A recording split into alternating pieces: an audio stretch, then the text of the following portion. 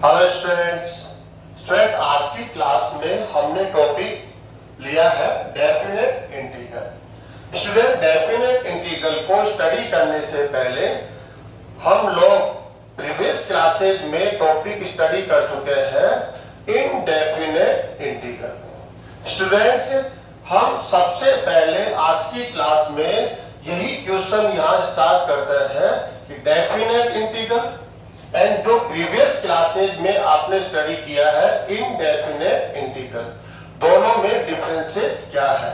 तो हम स्टार्ट करते हैं फर्स्ट इनडेफिनेट इंटीग्रल। स्टूडेंट्स, कोई भी हम एक फंक्शन यहां पर ले लेते हैं f ऑफ x। इस फंक्शन का integral with respect to x यदि हम लेते हैं तो हम कह देते हैं इस फंक्शन का इंटीग्रल f ऑफ x, इस फंक्शन का x के रेस्पेक्ट इंटीग्रल क्या मिला आपको, f of x plus c। Students, आप जानते हैं इनडेफिनेट इंटीग्रल में हमेशा आपको कांस्टेंट इंटीग्रल जरूर यहाँ पर राइट करना होता है। यहाँ पर इंटीग्रल कांस्टेंट कौन है, c। c आपकी जो वैल्यू एग्जिस्ट करती है वो सेट ऑफ रियल नंबर में एग्जिस्ट करती है। सेट ऑफ रियल नंबर से c की वैल्यू कुछ भी हो सकती है। स्टूडेंट्स, बात को भी आप अच्छे से जानते हैं, आपने काफी लेक्चर्स इनडेफिनेट इंटीग्रल को लेकर अटेंड कर लिए हैं। c इंटीग्रल कांस्टेंट, इसका मान आप निश्चित नहीं कर सकते, आप इसको ज्ञात नहीं कर सकते। आपके पास इंटीग्रल कांस्टेंट c एक अज्ञात रूप में रहता है, इसी कारण से इस इंटीग्रल को हम इनडेफिनेट इंटीग्रल कहते हैं। बड़ा डिफरेंस है, पूरा जो डिफरेंस है वो यही है। यहाँ पर जो इंटीग्रल कांस्टेंट है, आपने काफी क्वेश्चन अटेंड किए हैं, आपको अच्छे से इसके बारे में जानकारी है।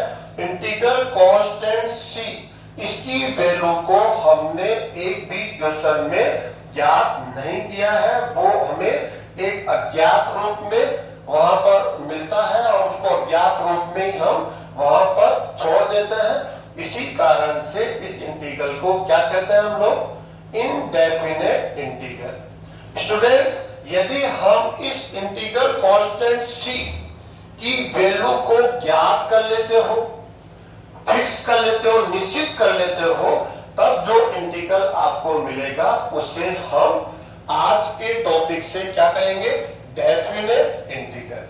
काफी सिंपल है, indefinite integral, definite integral. Indefinite integral में एक अज्ञात राशि है c आप एक अज्ञात रूप में होता है, लेकिन डेफिनेट इंटीग्रल में ये जो c है वो क्या होगा, ज्ञात रूप में होगा। डेफिनेट इंटीग्रल की वैल्यू निश्चित होती है, फिक्स होती है, इसलिए उसे हम डेफिनेट इंटीग्रल कहते हैं। डेफिनेट इंटीग्रल को कैसे रिप्रेजेंट करेंगे स्टूडेंट्स, सबसे पहले इसको जानना जरूरी है। फंक्शन हम रिपीट कर रहे हैं f ऑफ x, उसका integral with respect to x हमें लेना है। अब हमें क्या करना है, दोनों में डिफरेंशिएट लाने के लिए क्या करेंगे, इस फंक्शन को हम यहाँ बाउंड कर रहे हैं। इस फंक्शन को क्या कर रहे हैं, बाउंड कर रहे हैं। यहाँ फंक्शन को हमने बाउंड नहीं किया है, यहाँ पर हम क्या कर रहे हैं, बाउंड कर रहे हैं। कैसे, यहाँ पर हम लिमिट्स यूज करेंगे, x is equal to a, x is equal to b, ऐसे इसको हम स्टूडेंट्स लिमिट्स बोलते हैं। ये इस फंक्शन की या इस इंटीग्रल की लिमिट्स है। लिमिट्स किस फॉर्म में होगी, इंटीग्रल किसके रेस्पेक्ट कर रहे हैं आप, x के रेस्पेक्ट। तो यहाँ पर जो लिमिट्स होगी वो x के फॉर्म में होगी, x is equal to a to x equal to b। Students, इस लिमिट को हम लोअर लिमिट एंड इस लिमिट को हम अपर लिमिट कहते हैं। लोअर लिमिट, इसको हम क्या बोलेंगे, अपर लिमिट। हम यहाँ पर लिख भी सकते हैं, यहाँ पर जो a है,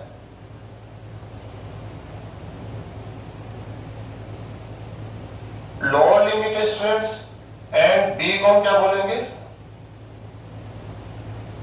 अपर लिमिट। आप आसानी से की प्रैक्टिस में आ जाएंगे।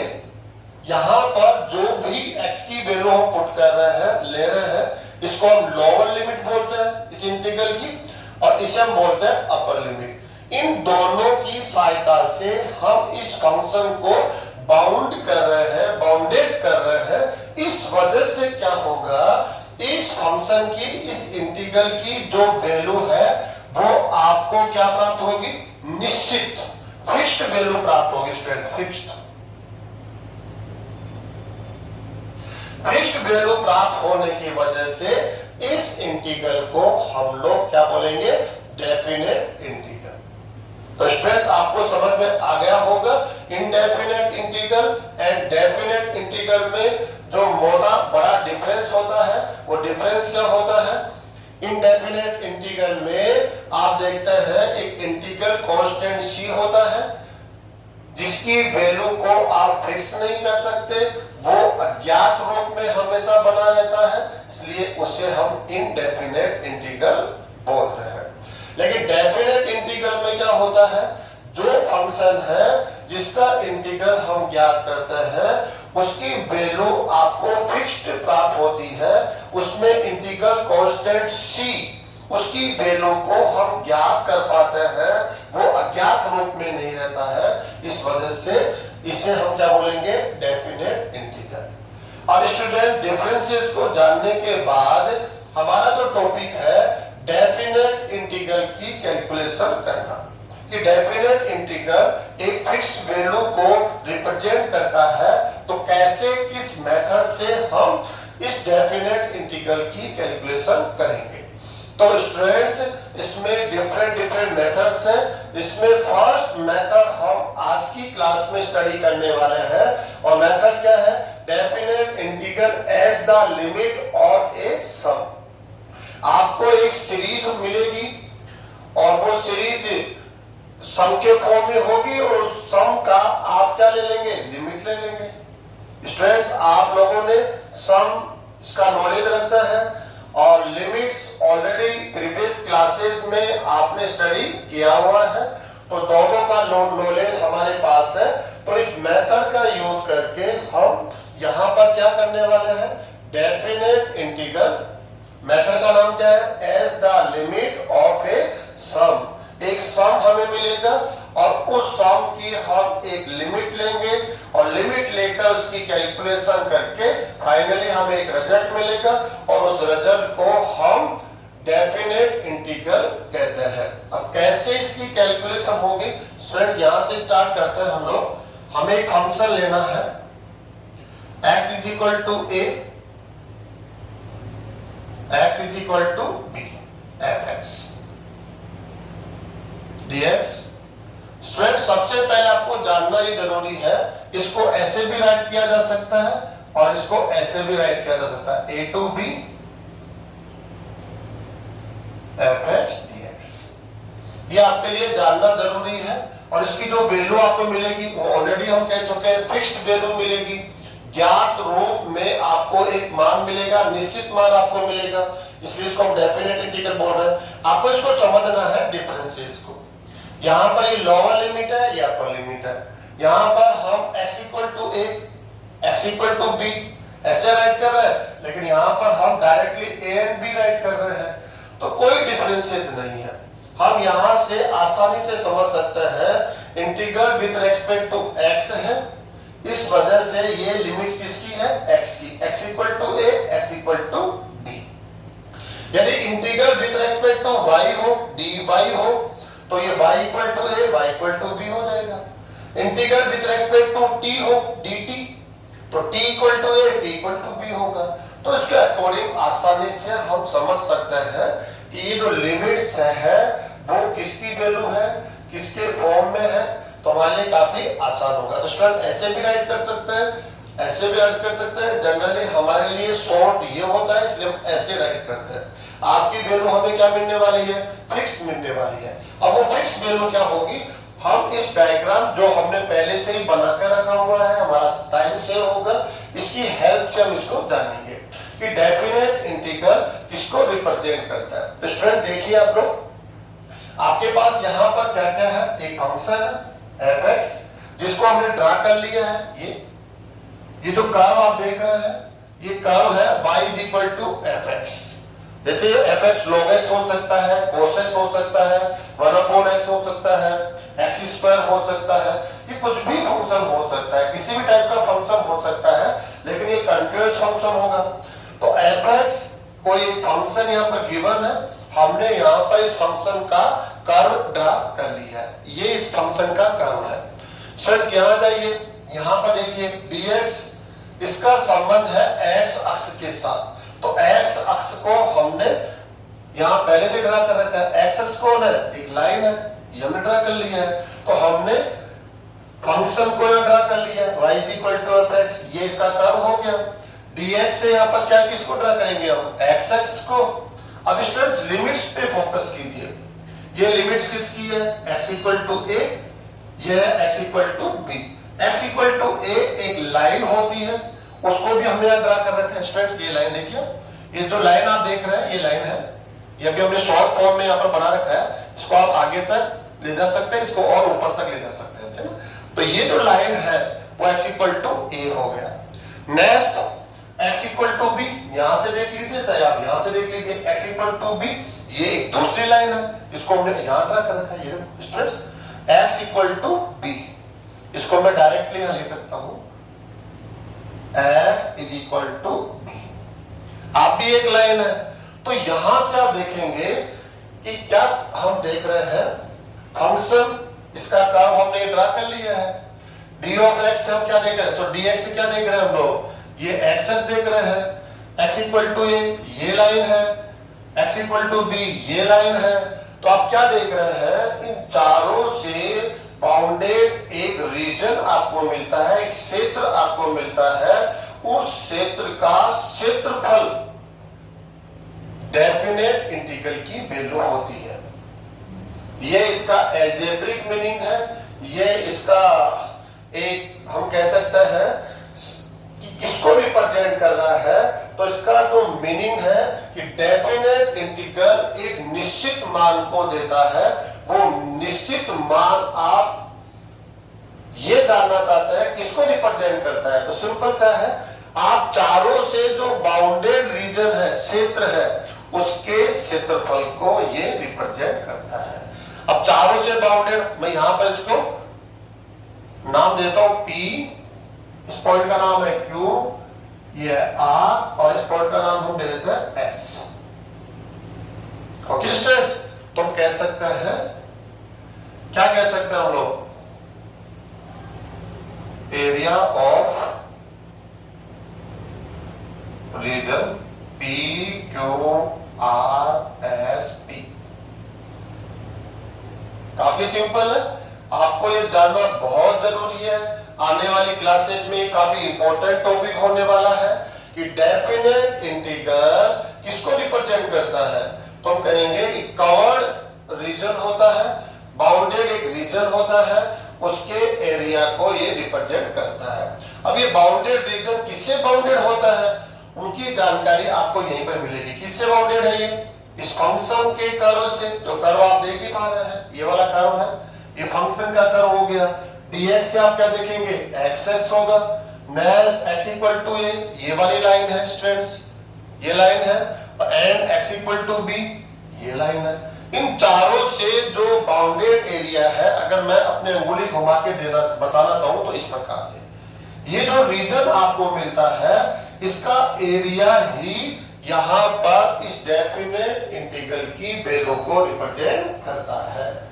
तो जब भी आप डेफिनेट इंटीग्रल की कैलकुलेशन कर रहे हैं, तो निश्चित तौर पर आप मान लीजिए कि आप कहीं ना कहीं एक बाउंडेड रीजन का एरिया कैलकुलेट कर रहे हैं। अब किसका एरिया कैलकुलेट कर रहे हैं, वो बाउंडेड किससे है, वो आप यहां यहां यहां यहां, आपके पास 4 फंक्शन हम कह सकते हैं। एक फंक्शन है, कर्व लाइन है, ये x एक्सिस को रिप्रेजेंट कर रहा है, ये x = a, x = b, ये 2 लाइंस है।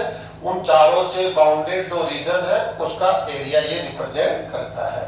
अगर हम ये एरिया यहां पर इस डायग्राम की हेल्प से कैलकुलेट कर लेते हैं, तो आप मान लीजिए कि आपने इस डेफिनेट इंटीग्रल की वैल्यू को कैलकुलेट कर लिया है।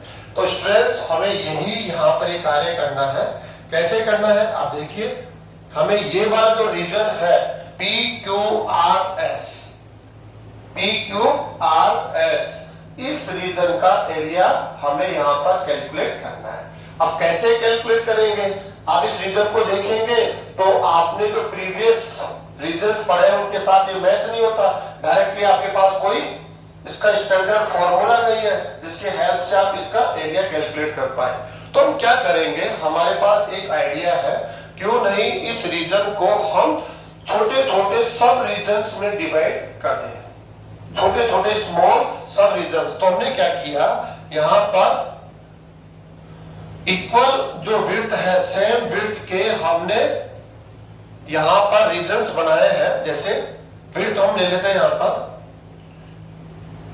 सबकी जो विड्थ है वो आपको इक्वल रखनी है। इसकी विड्थ हमने h रख ली है, आपकी विड्थ भी हमने h रखी है। इससे क्या होगा, हमारे लिए काफी आसान हो जाएगा। इक्वल विड्थ ऐसे स्टूडेंट्स,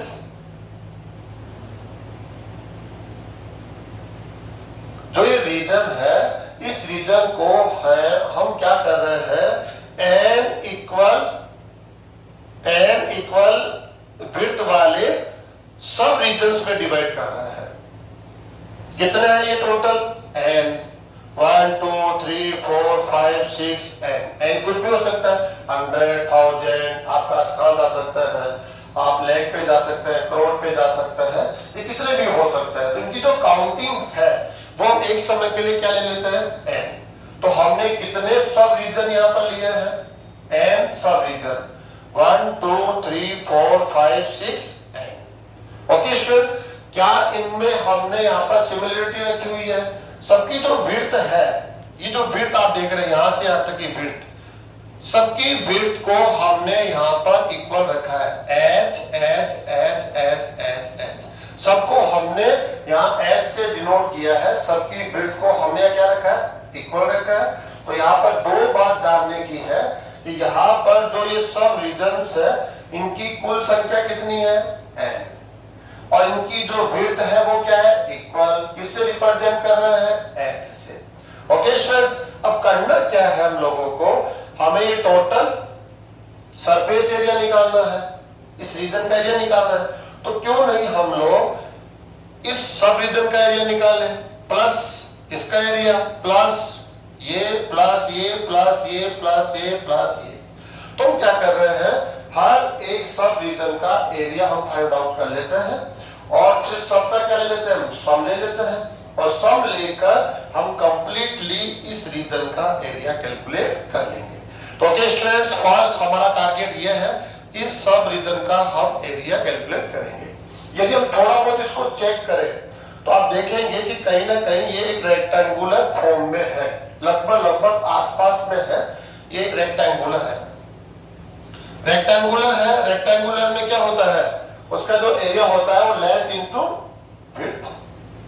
जानते हैं आप लोग, रेक्टेंगुलर का जो एरिया है वो होता है लेंथ इंटू विड्थ। तो हम विड्थ तो इसकी क्या ले लेंगे, h। अब लेंथ में हम ये लेंथ भी ले सकते हैं, लेंथ में हम ये भी ले सकते हैं, दोनों आपके पास ऑप्शन है।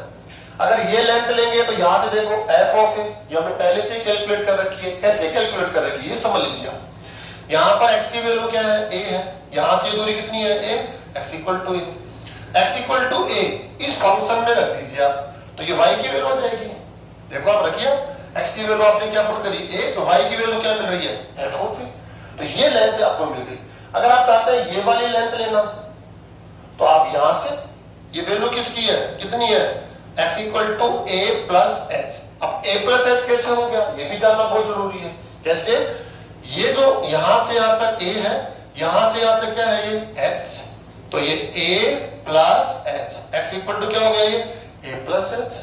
यहां पर हम लेंथ लेंगे तो क्या हो जाएगा, x की वैल्यू पुट कीजिए आप यहां पर, तो y इक्वल टू क्या मिल गया, f a प्लस h। ऐसे आपको लेंथ मिलती जाएगी। नेक्स्ट फिर प्लस h कर देंगे आप, ये हो जाएगा, तो a plus h plus h, a plus 2h, plus h करते ही a plus 3h, plus h करते ही क्या हो जाएगा, ये a प्लस 4h। इस प्रकार से स्टूडेंट्स आप ये x की वैल्यू को यहाँ पे कैलकुलेट कर सकते हैं। और x की वैल्यू अगर आपके पास है तो आप फंक्शन की हेल्प से y की वैल्यू को भी फाइंड आउट कर सकते हैं। तो यहां से स्टूडेंट्स क्या देखेंगे, हमें इस सब रीजन का जो रेक्टेंगुलर फॉर्म में हमें यहां लगभग दिख रहा है, हम इसका एरिया फाइंड आउट करेंगे। और रेक्टेंगुलर फॉर्म में एक्चुअल में है नहीं है, लेकिन इसको हम रेक्टेंगुलर फॉर्म में लेंगे। क्यों लेंगे, कैसे लेंगे, इसका एक रीजन मैं आपको बता देता हूं। यहां से समझने की कोशिश करेंगे आप लोग। हमने जैसे कोई भी ये वाला फर्स्ट वाला ले लिया, हमने ये इस प्रकार से लिया हुआ स्टूडेंट्स हमारा ये x इक्वल टू क्या है a, ये x equal to a plus h। यहां आप देखेंगे तो ये क्या लिया हुआ है f ऑफ a, और ये क्या है students f of a plus h। Current लोग देख रहे हैं ये एंगल 90 डिग्री है, ये एंगल 90 डिग्री है, लेकिन ये एंगल 90 डिग्री नहीं है, ये भी 90 डिग्री नहीं है, ये रेक्टेंगुलर नहीं है। इस वजह से इसका एरिया लेंथ इनटू विड्थ से कैलकुलेट नहीं कर सकते। लेकिन इसको रेक्टेंगुलर बनाने के लिए हम क्या करें, हम क्या करेंगे, जो इसकी विड्थ है h, इस विड्थ h को हम यहां पर लगभग क्या कर लेंगे, जीरो। कैसे, जैसे इस लाइन को हम लोग यहां खींच के लाएंगे तो विड्थ क्या हो जाएगी, कम हो जाएगी। फिर उसको थोड़ा पास में लेकर आएंगे, और पास में लाएंगे, फिर और पास में लाएंगे, फिर और पास में आएंगे स्टूडेंट, ऐसे फिर और पास में लेकर आएंगे। जब आप बिल्कुल पास में लेकर आ जाएंगे तो स्टूडेंट्स ये जो आपको डार्क लाइन दिखाई दे रही है, ये आपको एक तरह से रेक्टेंगुलर फॉर्म में दिखाई देगा। ये जो h है, इस h की वैल्यू को हम लगभग जीरो कर देंगे। जो हमने विड्थ इसकी ली है, जब ये विड्थ का मान जीरो कर देंगे तो आप देखेंगे ये जो सब रीजन आपको मिलेगा वो ऐसा मिलेगा। ये एक्स एक्सिस हो गया और ये आपका डायग्राम हो गया स्टूडेंट्स। ये फर्स्ट सब रीजन होगा। अब आपको दिख रहा होगा कि यहां तो काफी गैप के बाद ये दोनों लाइन है, और यहां पर दोनों लाइन क्या एक दूसरे के सटाकर है, चिपक कर है। हाँ, ऐसा इसलिए कर रहे हैं ताकि ये जो हमें लाइन है या ये जो सब रीजन है वो कंप्लीटली एक रेक्टेंगुलर फॉर्म में मिले, और हम रेक्टेंगुलर का जो एरिया होता है लेंथ इनटू विड्थ से कैलकुलेट कर पाए। तो आपको क्या करना पड़ेगा, एक्चुअल में इस डायग्राम को जब देखेंगे तो ये जो सब रीजन है रेक्टेंगुलर फॉर्म में नहीं है, लेकिन हम क्या कर रहे हैं, इस लाइन को यहां से लेकर इसके बिल्कुल पास में लेकर आ रहे हैं, जैसे यहीं पर लेकर आ रहे हैं। और ऐसा करने पर क्या होगा, जो इसकी विड्थ होगी जिसको हम h से रिप्रेजेंट कर रहे हैं, वो h की वैल्यू क्या हो जाएगी, h टेंड्स टू जीरो। यूं कह सकते हैं h tends to zero. h का मान लगभग जीरो हम लेंगे, तब जाकर आप कहेंगे कि ये क्या हो जाएगा, सब रीजन एक रेक्टेंगुलर फॉर्म में होगा, और रेक्टेंगुलर का फॉर्मूला अप्लाई कर पाएंगे। और h टेंड्स टू जीरो करने के लिए क्या करना पड़ेगा आपको, ये भी मैं क्लियर कर दूं। ये नंबर ऑफ सब रीजन्स है जो आप कह रहे हैं 1 2 3 n की वैल्यू को आप इनफाइनाइट तक लेके जाएंगे। नंबर ऑफ सब रीजन्स को आप कहां तक लेके जाएंगे, इनफाइनाइट तक। और इनफाइनाइट तक लेके जाएंगे तो इसकी जो विड्थ होगी एक सब रीजन की, वो लगभग क्या हो जाएगी, जीरो हो जाएगी। तो ये हमारे लिए काफी इंपॉर्टेंट पार्ट है, इसको भी हम लोग यहाँ पर लेने वाले हैं स्टूडेंट्स। तो फर्स्ट हम इसका एरिया फाइंड आउट कर रहे हैं। कैसे फाइंड आउट कर रहे हैं, आपकी विड्थ कितनी है h। एक्चुअल में ये जो सब रीजन है उस टाइप से है, लेकिन हम अभी ये यहीं से कैलकुलेट कर लेते हैं। इसकी विड्थ कितनी है h, और इसकी लेंथ हम ये भी ले सकते हैं, लेंथ ये भी ले सकते हैं। तो एक्चुअल में हम ये वाला ऐसे ले रहे हैं, ये वाला रेक्टेंगुलर ले रहे हैं। अब इस रेक्टेंगुलर का एरिया क्या होगा, length f a plus h, और विड्थ क्या है इसकी h। ओके स्टूडेंट्स, तो हम ले रहे हैं यहां पर h into f a plus h। किसी को लग रहा होगा इसकी लेंथ हमने यहां तक क्यों ली, इसकी लेंथ यहां भी तो ले सकते हैं। ओके, अगर आप यहां तक लेंथ लेंगे तो ये वाला एरिया आपको मिलेगा, ये वाला, ये छूटेगा स्टूडेंट्स। और अगर आप ये वाली लेंथ लेंगे तो ये एक्स्ट्रा आएगा। लेकिन आप अच्छे से जानते हैं, न तो आपको एक्स्ट्रा मिलेगा, नहीं ये छूटेगा। क्यों, क्योंकि जो इसकी विड्थ है वो हम क्या ले रहे हैं, टेंड्स टू जीरो। h का मान लगभग हमने क्या ले लिया, जीरो। जब 0 होगा तो ये जो लाइन आपको इससे इतना डिस्टेंस पे दिख रही है वो लाइन इसके साथ आके आएगी, चिपक के आएगी, बिल्कुल चिपक कर आएगी। इसलिए दोनों के बीच में जो यहाँ पर आपको दिखेगा वो ये जो स्पेस आपको दिख रहा है, यहाँ पर ये देख रहे हैं आप, ये देख रहे हैं, ये जो आपको यहाँ पर एरर दिख रहा है वो एरर की संभावना लगभग क्या हो जाएगी, 0 हो जाएगी। तो आप समझ गए होंगे स्टूडेंट्स, हमने आपका एरिया निकाल लिया है। ये आपका क्या है, विड्थ है, ये इसकी क्या है, हाइट है या लेंथ है। नेक्स्ट सेकंड पे आता है स्टूडेंट्स, इसकी विड्थ क्या है, एच, इसकी हाइट हम क्या ले लेंगे, ये वाली हाइट ले लेंगे। तो ये वाला रीजन आ जाएगा स्टूडेंट्स, ये वाला ऐसे। लेकिन ये लगभग 0 हो जाएगा, क्यों 0 हो जाएगा, क्योंकि ये जो लाइन है वो हम इसके सटाके ले रहे हैं, एस टेंस टू 0 ले रहे हैं, इसलिए एक्चुअल में ये ऐसे होगा। अगर मैं इसको चिपका के बनाना चाहूँ ना तो आप समझ सकते हैं ऐसे होगा।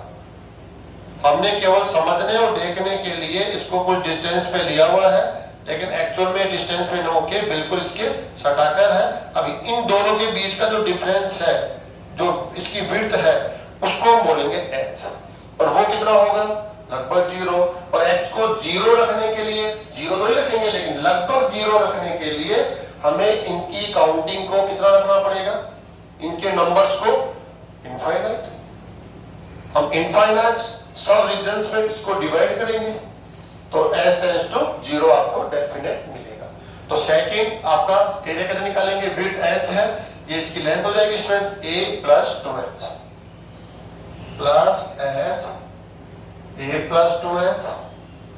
स्टूडेंट थर्ड यहां पर देखेंगे, इसकी विड्थ h है, इसकी लेंथ क्या हो जाएगी, यहां से आप देख सकते हैं इसे, इसकी लेंथ हो जाएगी, ये रेक्टेंगुलर फॉर्म में है इसलिए लेंथ इनटू विड्थ, ये फॉर्मूला हम यहां पर यूज करें। स्टूडेंट ऐसे करते करते आप एंड पर आ जाएंगे, एंड लास्ट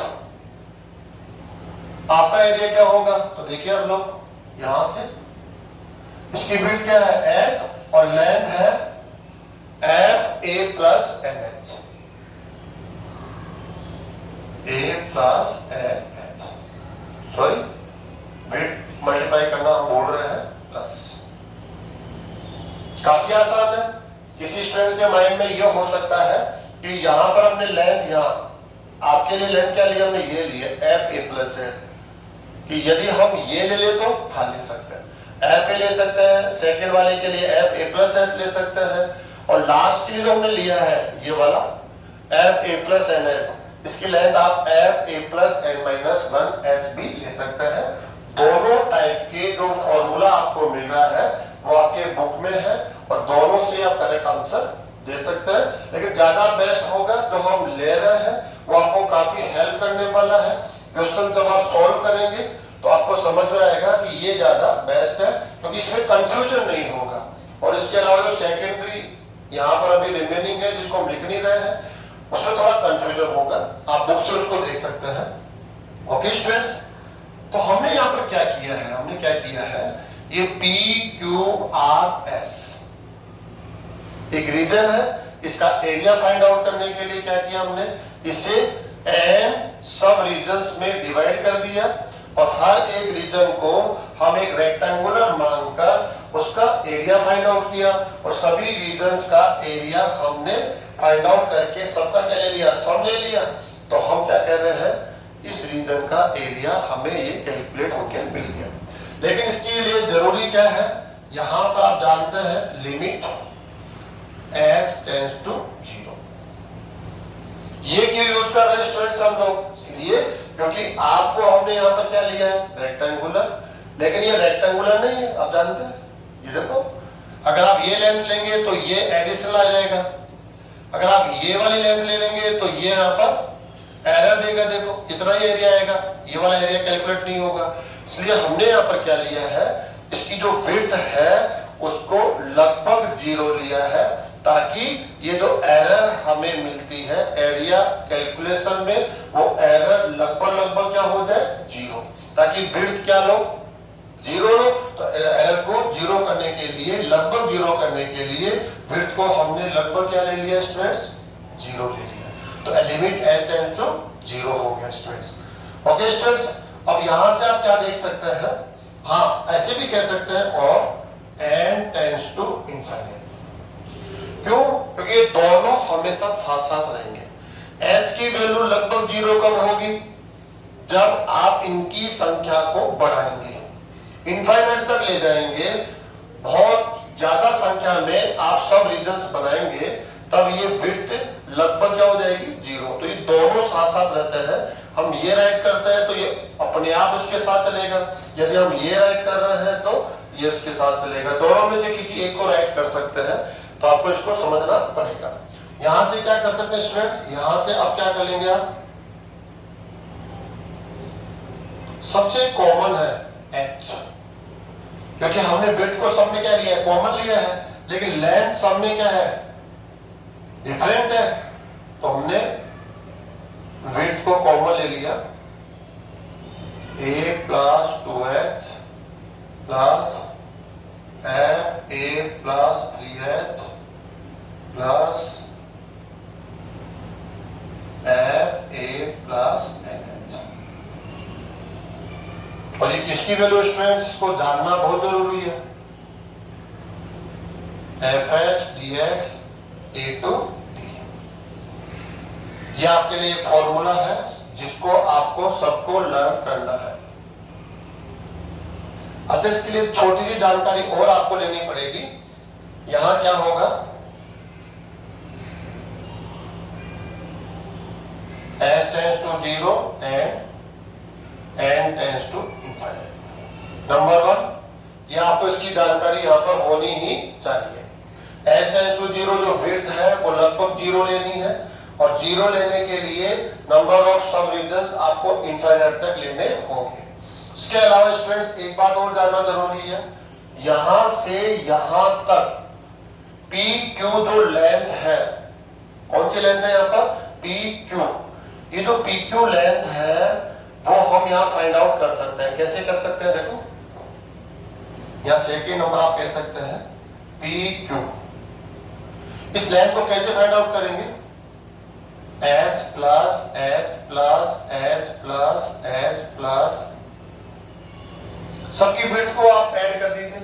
आपकी विड्थ h है, plus h plus h plus h plus h plus h, last plus h, सबको ऐड कर देंगे तो आप क्या कहेंगे यहां पर? ये nh। nh क्यों आएगा? क्योंकि n सब रीजन है। किसी को कंफ्यूजन हो कि यहां पर n क्यों यूज कर रहे हैं, ये n टाइम है, n सब रीजन है, 1 2 3 4 n, इसलिए ये nh आएगा। तो यहां से स्टूडेंट्स क्या कर सकते हैं? इसको हम आगे बढ़ाएंगे, pq is equal to nh। Okay students, अब क्या करना है हम लोगों को? यहां से भी देखना है, ये x इक्वल टू a है, ये x इक्वल टू क्या है? b है, तो दोनों का डिफरेंस लेकर भी pq ला सकते हैं हम लोग। एंड हम कह सकते हैं P Q is equal to B minus A. तो फाइनली आपको क्या मिला यहां से? B minus A is equal to N H, या हम कह सकते हैं इसको यूं भी कह सकते हैं N H is equal to B minus A. आपको इसको भी अच्छे से समझना है और इसको लाइन भी कर लेना है। एन एच इसकी आवश्यकता आपको पड़ेगी, दोनों के डिफरेंस से हम NH को लेकर आते हैं, ये भी जानना जरूरी है। A कौन है, B कौन है, तो यहां से जान लीजिए जो डेफिनेट इंटीग्रल है जिसकी वैल्यू आपको निश्चित रूप में प्राप्त होती है, इस डेफिनेट इंटीग्रल में ये लोअर लिमिट कहलाता है क्योंकि ये नीचे की तरफ है, और आप अपर लिमिट है क्योंकि ये ऊपर की तरफ है, अपसाइड डाउन साइड, ऐसे आप कह सकते हैं। आपको हम बोलेंगे x की, इस इंटीग्रल की लोअर लिमिट, आपको क्या बोलेंगे? Upper limit. तो काफी आसान है, आपकी वैल्यू क्या होगी? निश्चित होगी, फिक्स होगी, इसलिए आपको हम डेफिनेट इंटीग्रल कहते हैं। किसको रिप्रेजेंट करता है?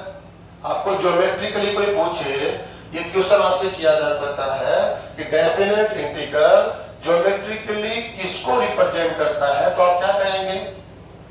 ये एक बाउंडेड रीजन का एरिया है, जो बंद है, हम कहते हैं कवर्ड। कवर्ड जो रीजन है उसका एरिया डेफिनेट इंटीग्रल होता है। आप यहां से कह सकते हैं कैसे? fx ये कर्व हो गया, dx x को रिप्रेजेंट करता है, x equal to a, x equal to b, ये जो लाइन है first x equal to A है, ये लाइन कौन है x इक्वल टू बी। चारों से जो कवर्ड रीजन है उसका एरिया ये डेफिनेट इंटीग्रल होता है। तो आगे जाकर हम एक अच्छा लेसन पढ़ने वाले हैं जिसके अंदर कंप्लीटली ये डायग्राम होगा और डायग्राम के बाद हमें कहा जाएगा कि इस रीजन का एरिया कैलकुलेट कीजिए और कैलकुलेशन में हम डेफिनेट इंटीग्रल का यूज लेने वाले हैं। तो वहां उस लेसन में आज के इस टॉपिक का काफी इंपॉर्टेंट रोल होने वाला है, इसलिए काफी इंपॉर्टेंट टॉपिक है, फ्यूचर के लिए तो है, आज के लिए भी काफी इंपॉर्टेंट है। ऐसे स्टूडेंट्स हम लोग इस फॉर्मूले को सेकंड फॉर्म में भी लिख सकते हैं। कैसे लिख सकते हैं? विड्थ तो आप ऐसे लेंगे यहाँ पर सब जगह, लेकिन यहाँ पर जो लेंथ हमने ली है वो लेंथ हमने फर्स्ट क्या लिया a प्लस एच। अगर आप a से स्टार्ट करें एफ ए से तो एफ कैसे लिखेंगे इसको? F A plus H, F A plus 2h और लास्ट वाला हो जाएगा ये वाली लेंथ। थोड़ा एक पीछे चलेंगे हम, F A plus N minus 1h। ऐसे स्टूडेंट्स है। अब हम कुछ इंपॉर्टेंट जो फॉर्मूला है वो आप लोगों ने ऑलरेडी स्टडी किया हुआ है, वो हम लोग यहाँ पर और देख लेते हैं।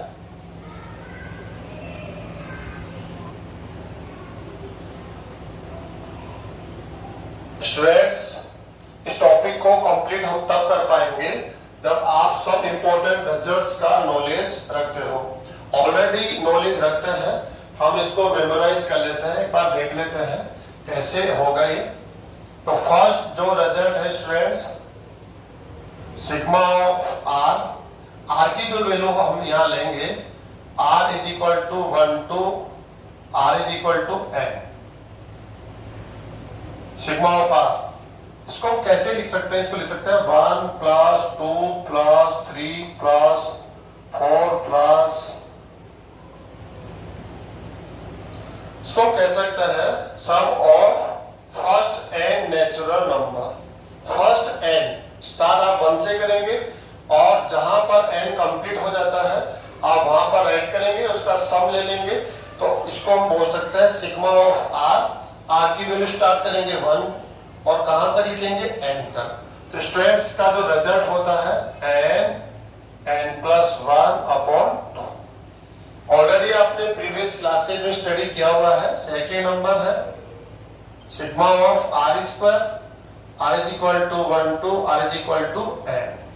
1 square plus 2 square plus 3 square plus n square, इनका सम जो आप नेचुरल नंबर्स है, फर्स्ट n नेचुरल नंबर के स्क्वायर का सम लिख रहे हैं हम लोग। तो स्टूडेंट आप जानते हैं n plus 1 2n plus 1 divide by 6, इनका सम यह होता है। Third number students, sigma of r cube, r is equal to 1 to r is equal to n। उनके क्यूब का स्क्वायर ले, तो क्यूब का सम लेना हमें। फर्स्ट n नेचुरल नंबर है, उनका क्यूबिक हमने ले लिया है, इसका सम क्या होगा? इसका होल स्क्वायर होगा। जो फर्स्ट नंबर है उसका whole square n plus 1 divide by 2 whole square. Okay students, fourth number पे क्या हो सकता है? सम ऑफ एपी हम कह सकते हैं।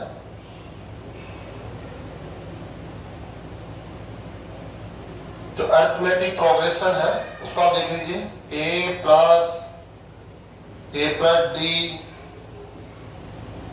Plus 2d, a plus 3d। ऐसे स्टूडेंट्स, इसमें हम n टर्म्स ले रहे हैं, a plus n minus 1d। इसका जो सम होगा वो आप जानते होंगे क्या होगा? n by 2 2a plus n minus 1d, n by 2, जिसको हम Sn से रिप्रेजेंट करते हैं। Sn is equal to n by 2 2a plus n minus 1d। आप जानते होंगे n यहाँ पर कितने टर्म्स है? नंबर ऑफ टर्म्स होते हैं। a क्या है? इस सीरीज का फर्स्ट टर्म है वो a होता है। d क्या होता है? Common difference. इनका जो हम लोग डिफरेंस लेंगे, इसका इसके साथ डिफरेंस लेंगे, इसका इसके साथ लेंगे, इसका इसके साथ, तो ये कॉमन डिफरेंस होगा उसको हम डी से रिप्रेजेंट करते हैं। ऑलरेडी आप जानते हैं स्टूडेंट्स, इसलिए टाइम यहाँ पर ज्यादा नहीं दे रहे हैं। इसके हम बाद में कह सकते हैं sum of GP, geometric progression, ये भी आपका टॉपिक स्टडी किया हुआ है। तो हम क्या कह सकते हैं A plus A R square plus A R cube plus A R N minus one, N terms है ये। कितने टर्म्स है स्टूडेंट्स? N terms. अगर इसका सम आप ले लेंगे तो ए आर के पावर एन माइनस वन, ऐसे हो सकता है स्टूडेंट्स।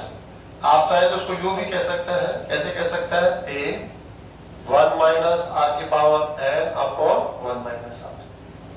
कंडीशन जरूर ध्यान रखना, R not equal to 1। R की वैल्यू क्या नहीं ले सकते? 1 नहीं ले सकते। इसको हम यूं कह सकते हैं S N is equal to A R N minus one upon R minus one. ये भी यूज ले सकते हैं स्टूडेंट्स, आप चाहे तो ये भी यूज ले सकते हैं। दोनों के लिए कंडीशन है आर, जो कॉमन रेशो होता है इसको हम आर से रिप्रेजेंट करते हैं, वो 1 नहीं होना चाहिए। कैसे निकालते हैं कॉमन रेशो? जो नेक्स्ट टर्म होता है उसको प्रीवियस टर्म से डिवाइड करते हैं। आपको डिवाइड करेंगे ए से आ जाएगा, आपको डिवाइड करेंगे ए आर से आर मिलेगा, फिर कर दीजिए आर मिलेगा। तो ये कॉमन रेशो होता है। ये कॉमन रेशो यदि 1 है तो आप इस फॉर्मूले का यूज नहीं कर सकते हैं, क्योंकि 0/0 फॉर्म आ जाएगा। ये यूज कर लेंगे तो हम अदर केसेस में इसको यूज कर सकते हैं। तो एपी एंड जीपी अगर आपको मिलता है, कहीं भी मिलता है, उनके एन टर्म्स मिलते हैं, उनका आपको सम लेना हो तो आप ये वाला फॉर्मूला यूज यहाँ पर करेंगे। और भी कुछ अदर फॉर्मूला होंगे, लिमिट्स होगी, जिनका इस एक्सरसाइज में हमें यूज करना होगा। तो आसान है, प्रीवियस क्लासेज में आपने सब कुछ स्टडी किया हुआ है। एक तरह से उन्हीं की वापस से यहाँ पर प्रैक्टिस होने वाली है।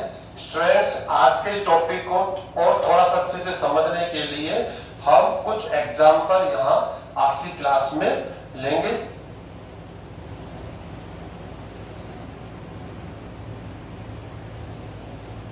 स्टूडेंट्स, फर्स्ट एग्जाम्पल हमने लिया है, ये फंक्शन है, इसका with respect to X integral लेना है और लिमिट्स आपको यहाँ पर दिख रही है। आप लोअर लिमिट है, इसकी वैल्यू है 3, आपको हम बोलेंगे upper limit 5, x equal to 3, x equal to 5। x को राइट करना कोई कंपल्सरी पार्ट नहीं है, यहाँ पर विद रिस्पेक्ट टू x है, इसलिए ये लिमिट किसकी होगी? x की। यदि dy होता तो ये लिमिट किसकी होगी? y की। और ये फंक्शन भी किस फॉर्म में होता? y के फॉर्म में। तो ऐसे आसानी से इसको समझा जा सकता है। अभी हमें क्या करना है, ये डेफिनेट इंटीग्रल की वैल्यू है, वो आज के इस मेथड से हम लोग यहाँ पर देने वाले हैं।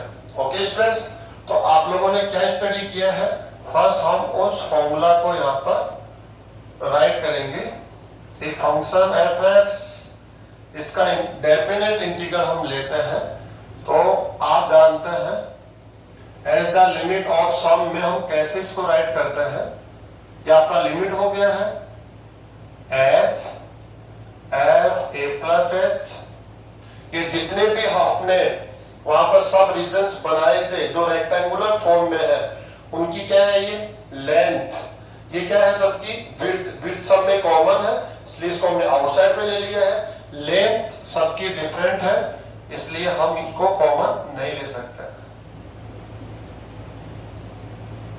a plus 3h plus a plus h,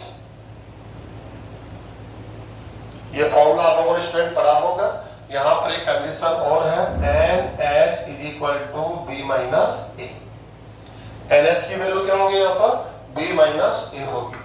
okay students, अब आप यहाँ से इसकी जो रिक्वायरमेंट है, ये आपका आंसर है, जो राइट साइड है ये क्या है? आपका आंसर है। इसकी कैलकुलेशन आपको करनी है और काफी सिंपल है। आप एक आध क्वेश्चन जब कैलकुलेट कर लेंगे तो बहुत आसान आपको लगने लग जाएगा।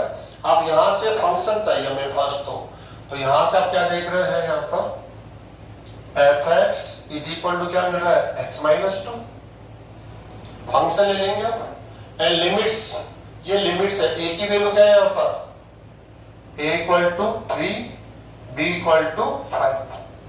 ओके स्टूडेंट्स, अब आपको क्या निकालना है, NH। NH क्या होता है, b माइनस a, b की वैल्यू क्या है 5 माइनस 3 इज इक्वल टू 2।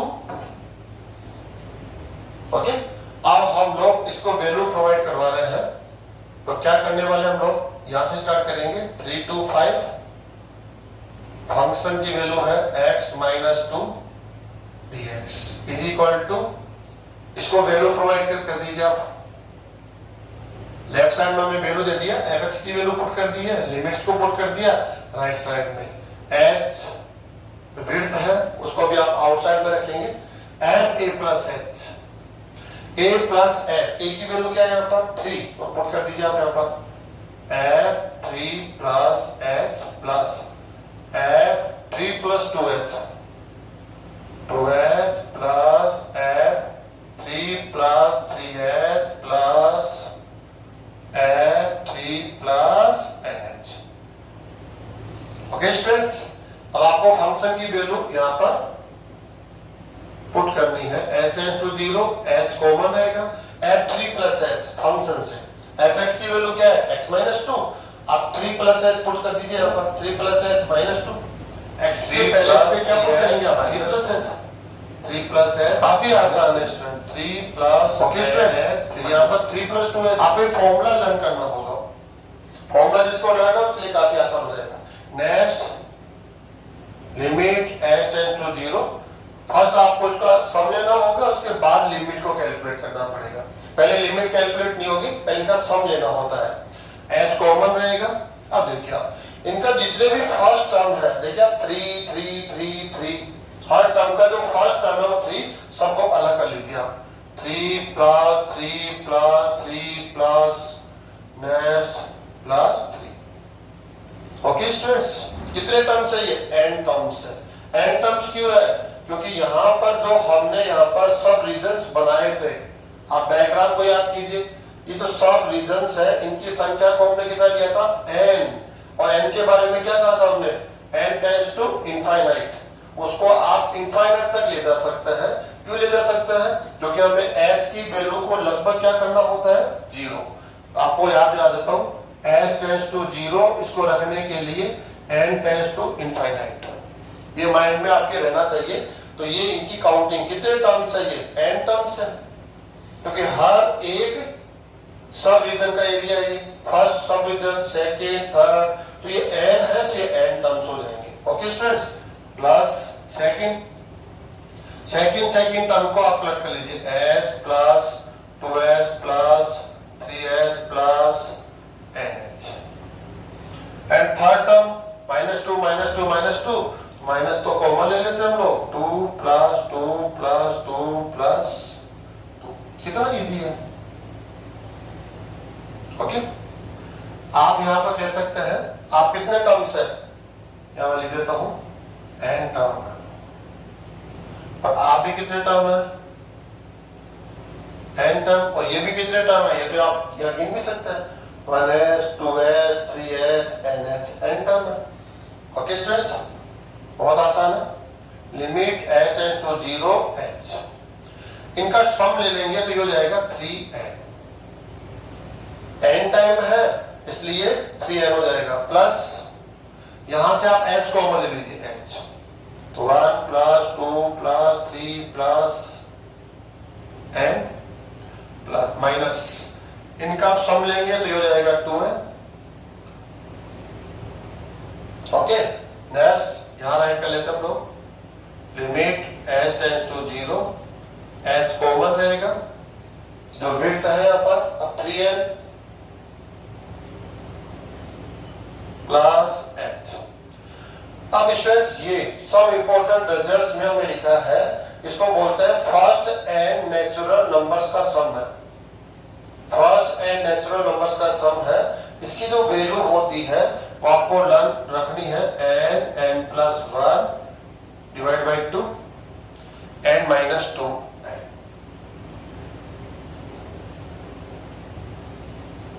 अब आप क्या कर देंगे, s से मल्टीप्लाई करेंगे सबको, s से से मल्टीप्लाई करके क्या लाना आपको, ns लेकर आना है।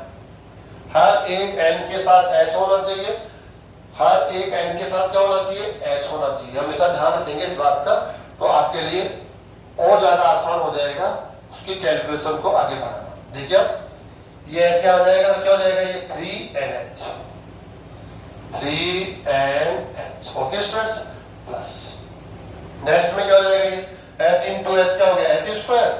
तो सिंगल h, एक h को तो आप इस n के साथ एडजस्ट करेंगे और एक h जो बताया नेक्स्ट वाला उसको n+1 से मल्टीप्लाई कर देंगे, तो क्या हो जाएगा, ये nh plus h divide by 2। Next ये h इसके साथ मल्टीप्लाई हो जाएगा तो -2nh। अब आप h की वैल्यू तब तक नहीं रखेंगे जब तक इसके पास n है, क्योंकि n रहेगा तो n की वैल्यू क्या रखनी पड़ेगी आपको, इनफाइनाइट, और इनफाइनाइट रहते तो क्या हो जाएगा, ये डिफाइन ही नहीं होगा। इसलिए n के कैंसिल होने के बाद आप h की वैल्यू पुट करेंगे। तो सबसे पहले आप nh की वैल्यू रखेंगे, इस nh जहां जहां आपके nh है उन nh की वैल्यू को आप पुट करेंगे।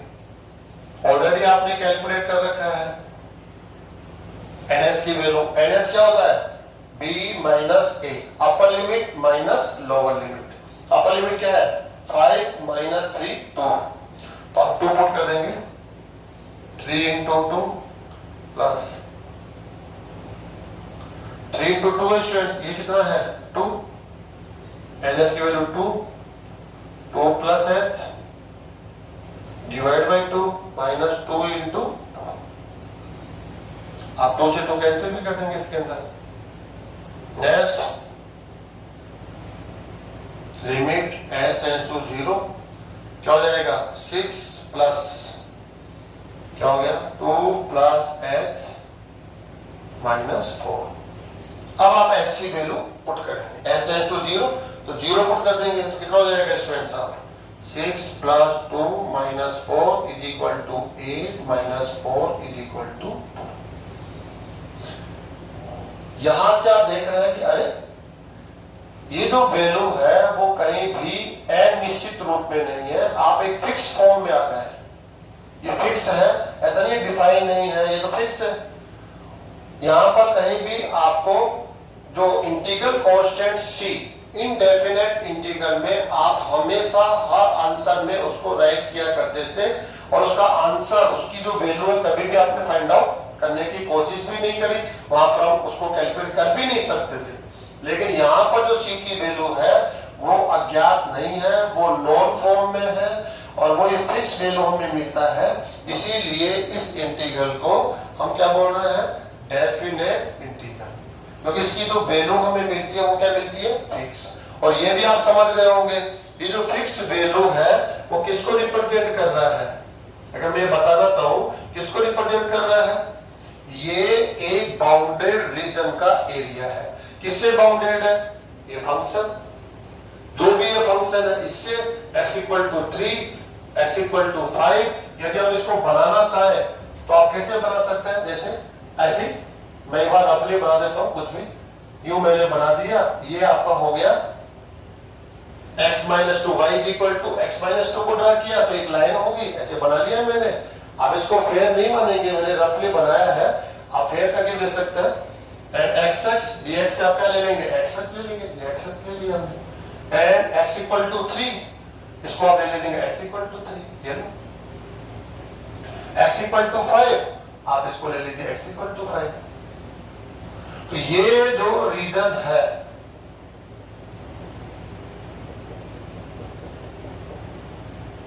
इसका एरिया है वो, तो हमेशा इस बात को ध्यान रखेंगे। तो डेफिनेट इंटीग्रल होता है, वो डेफिनेट इंटीग्रल किसको रिप्रेजेंट करेगा, बाउंडेड रीजन का एरिया। अब वो बाउंडेड रीजन किससे होगा, वो यहां से आप देख सकते हैं, इस फंक्शन से x axis and x equal to 3, x equal to 5। आप चारों से जो बाउंडेड रीजन है उसका एरिया इस डेफिनेट इंटीग्रल की वैल्यू को रिप्रेजेंट करता है। एक और एग्जांपल स्टूडेंट्स हम लोग यहां पर लेंगे। नेक्स्ट डेफिनेट इंटीग्रल स्टूडेंट्स है, आप लिमिट से आसानी से पहचान सकते हैं।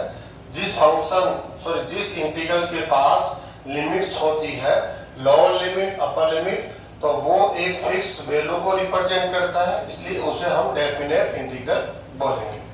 ओके स्टूडेंट, डेफिनेट इंटीग्रल का आपको एक फॉर्मूला यहाँ पर लर्न है, a to b f(h) ds। इस फंक्शन का जो डेफिनेट इंटीग्रल होगा, डेफिनेट जो वैल्यू हमें मिलेगी, वो फर्स्ट मेथड जो आपके पास है, as the limit of some, इस मेथड से आप कैसे इसे फाइंड आउट करते हैं वो देखिए। आप इसको लर्न करना भी आसान है। आप जानते हैं ये विड्थ है, हर एक सब रीजन की हम रेक्टेंगुलर भी बोल सकते हैं। जो रेक्टेंगुलर रीजन है उसकी विड्थ क्या है, h है, और सबकी जो लेंथ है वो डिफरेंट है, और डिफरेंट लेंथ को हम इनसाइड में यहाँ पर राइट कर रहे हैं एज ए स्टूडेंट्स।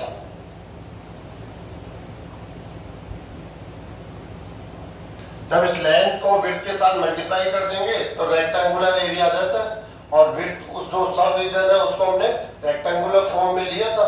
तो ऐसे हम लोग इन सब का एरिया फाइंड आउट करके सबका हम सम ले लेते हैं, और सम लेकर उसका लिमिट जरूर लेना होता है। क्यों? क्योंकि जो एरर आती है वहां पर, उस एरर को लगभग 0 रखने के लिए हमें लिमिट h टेंड्स टू 0, जो विड्थ है उस विड्थ को लगभग क्या लेना होता है, 0, और विड्थ को 0 लेने के लिए क्या लेना होगा आपको, जो नंबर ऑफ सब रीजन्स होते हैं उनको हमें इनफाइनाइट तक ले जाना होता है।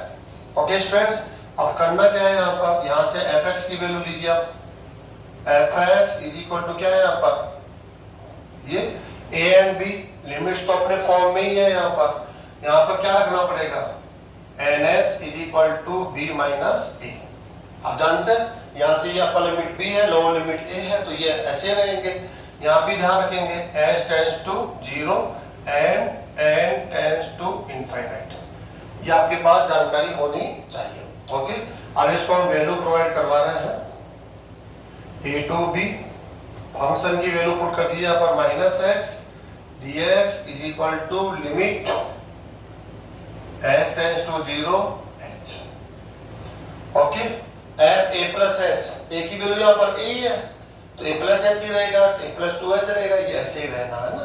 a की वैल्यू यहाँ पर क्या गिवन है, a ही है, यहाँ पर देख लीजिए a। ओके, तो हम a प्लस h की वैल्यू यहाँ से लिखेंगे, a प्लस h, तो ये क्या हो जाएगा, e raise to the power minus a plus h plus f a plus 2h यहाँ पुट करेंगे, minus a plus 2h plus plus a plus nh। Okay students, आगे बढ़िए। कैलकुलेशन पहले आपको सम लेना होगा, सम लेने के बाद आपको लिमिट यूज करनी पड़ेगी। यहां से क्या कर सकते हैं, इसको यहां से हम a के पावर माइनस a कॉमन ले सकते हैं। कैसे लिखेंगे इसको, एक बार राइट करके हम देख लेते हैं कैसे होगा, ये ऐसे होगा, ऐसे इनको राइट किया जा सकता है। इसका नॉलेज आपके पास है स्टूडेंट्स। यहां से कॉमन कौन होगा, e raise to the power minus से, ये h पे डिपेंड नहीं करता है, तो इसको लिमिट के आउटसाइड में हम लोग ले लेते हैं, क्योंकि ये h पे डिपेंड नहीं करता ना, और जो h पे डिपेंड नहीं कर रहा है उसको हम यहाँ हमें नहीं रखना चाहिए, क्योंकि ये थोड़ा डिस्टर्ब करता है फिर हम लोगों को। h क्या हो जाएगा, minus h plus minus 2h plus minus nh। Okay student, अब आप देखेंगे आपको इसका सम लेना है, और इसका सम लेना है तो आपको एक फॉर्मूला यूज करना पड़ेगा, Sn is equal to a r के पावर में n minus 1 upon r minus 1। क्योंकि ये क्या है, जो सीरीज है वो क्या है, जीपी के फॉर्म में है, जीपी में है, देख लीजिए आप, इसको इससे डिवाइड कीजिए आप, e के पावर में माइनस h आ जाएगा, इसको डिवाइड करेंगे फिर माइनस h आ जाएगा, ऐसे। तो ये तो आ रही है, तो जीपी है, और जीपी में कितने टर्म्स है, n टर्म्स है, और n टर्म्स का सम क्या होता है, ये होता है। तो आपको पहले सम लेना होगा, सम लेने के बाद आप लिमिट्स के बारे में विचार करेंगे। ओके, फर्स्ट टर्म कौन है इसका, ये ना, ए की value minus H and R, R की वैल्यू क्या होगी स्टूडेंट्स, इसको इससे डिवाइड करेंगे तो ए के पावर में माइनस एच और पावर क्या है एन, क्योंकि टर्म्स कितने हैं एन है, -1 अपॉन आर की वैल्यू क्या है, इसको इससे डिवाइड करो रेशो माइनस एच -1। ऐसे स्टूडेंट्स काफी आसान है। अब करना क्या है आपको, माइनस से छोटी मोटी कैलकुलेशन से एच टेंस टू 0 एच, यहां से क्या हो जाएगा, इसको e के पावर में माइनस एच और ये हो जाएगा यहां से e के पावर में minus N H -1 minus H -1। अब स्टूडेंट्स ये जानकारी आपको जरूर होनी चाहिए, h की वैल्यू पुट करने से पहले आपको किसकी वैल्यू पुट करनी पड़ेगी, NH की। NH की वैल्यू आप पहले से निकाल कर दो, आपका लिमिट माइनस लोअर लिमिट ये हमने पहले निकाल रखी है, तो यहाँ पर आप रख देंगे तो क्या हो जाएगा, ये e के पावर में NH b माइनस से हो जाएगा और ये, तो ये s पे डिपेंडेंट नहीं होगा, इसको बाहर ले लीजिए आप, लिमिट्स के बाहर हम साइड में ले लेंगे ताकि हमें डिस्टर्ब कम करे। तो क्या हो जाएगा, e के पावर में माइनस क्या हो जाएगा स्टूडेंट्स, NH की वैल्यू b माइनस -1, ऐसे हम ब्रैकेट्स प्रॉपर्ली यूज कर लेते हैं। Okay, limit s tends to 0 और जो s पे डिपेंडेंट टर्म्स है उनको हम यही रखेंगे, जो स्टूडेंट्स s पे डिपेंडेंट टर्म्स होंगे उनको यही रखना है। ओके, h अपॉन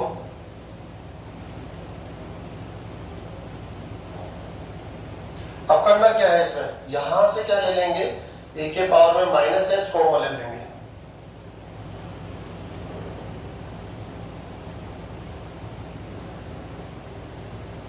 इसको भी सिंपल करते चलिए आप लोग, क्या हो जाएगा a minus B minus 1 limit h tends to 0, यहां से कॉमन लेंगे तो क्या हो जाएगा, देखिए h ये हो जाएगा 1 माइनस e की पावर में h, ये इसे क्या हो जाएगा, कैंसिल हो जाएगा स्टूडेंट्स। आगे बढ़िए, इसको इससे मल्टीप्लाई भी कर दीजिए तो क्या हो जाएगा, ये इसको कैंसिल कर देगा, ये e की पावर में माइनस भी हो जाएगा, माइनस e की पावर में माइनस ही हो जाएगा। लिमिट h टेंड्स टू 0 और ये क्या हो जाएगा, h अपॉन 1 माइनस। जब h की वैल्यू आप पुट करेंगे यहाँ पर तो 0/0 0, e की पावर में 0 1 होता है, 1 माइनस 1 0, तो ये कौन सा फॉर्म आएगा, 0/0 फॉर्म।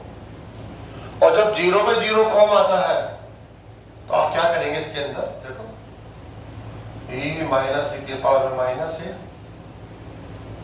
आपको क्या लगाना पड़ेगा, DL hospital rule. DL hospital rule क्या कहता है, यदि h की वैल्यू आप फंक्शन में पुट करते हो और 0/0 फॉर्म आती हो तब आपको क्या करना पड़ेगा, ये जो आपका डिनोमिनेटर है या आपका न्यूमरेटर है तो दोनों का सेपरेट डेरिवेटिव लेना पड़ेगा। आपका डेरिवेटिव सेपरेट और आपका डेरिवेटिव सेपरेट, दोनों को u अपॉन v से नहीं लेना, इसका derivative with respect to h, इसका भी विद रेस्पेक्ट टू h, तो यहाँ पर इसका डेरिवेटिव लो विद रेस्पेक्ट टू h, तो ये हो जाएगा 1 अपॉन, इसका डेरिवेटिव क्या हो जाएगा स्टूडेंट्स,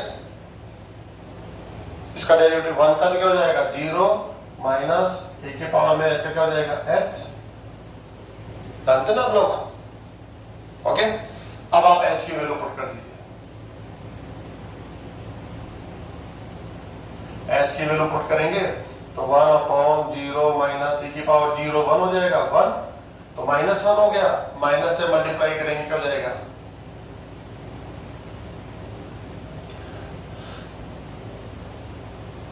जो एक फिक्स्ड वैल्यू है और फिक्स्ड वैल्यू हमेशा किसको रिप्रेजेंट करता है, डेफिनेट इंटीग्रल को। तो जब भी आप डेफिनेट इंटीग्रल आपको मिलेगा तो डेफिनेट इंटीग्रल को सॉल्व करने के लिए आपके पास जो फर्स्ट मेथड है वो हमने आज की क्लास में स्टडी कर लिया है। थोड़ा लेंथी मेथड है, लेकिन अगर आप इसको 1 2 3 क्वेश्चन पर अप्लाई करेंगे, इस मेथड को यूज करेंगे, क्वेश्चंस को सॉल्व करेंगे, तो ये अपने आप में काफी सिंपल मेथड हो जाता है। लेकिन जब आप देखेंगे इस मेथड से सॉल्व करेंगे तो आपको एक डेफिनेट वैल्यू प्राप्त होगी, एक फिक्स्ड वैल्यू प्राप्त होगी। इसी वजह से इस इंटीग्रल को हम क्या बोलते हैं, डेफिनेट इंटीग्रल। तो स्टूडेंट्स करना क्या है, आपको इस मेथड से रिलेटेड क्वेश्चंस उठाने हैं, सॉल्व करने के लिए आपको ट्राई करना है। हो सकता है कि कुछ आपको प्रॉब्लम्स आए, कुछ एरर आए, लेकिन आप एफर्ट्स अगर आप बार बार उस पर यूज करेंगे, आप कहीं से हेल्प लेकर उसको सॉल्व करने की कोशिश करेंगे, तो मैं उम्मीद करता हूं कि आप बहुत अच्छे से इस टॉपिक को सीख सकते हैं और डेफिनेट सीखेंगे भी। Thank you students.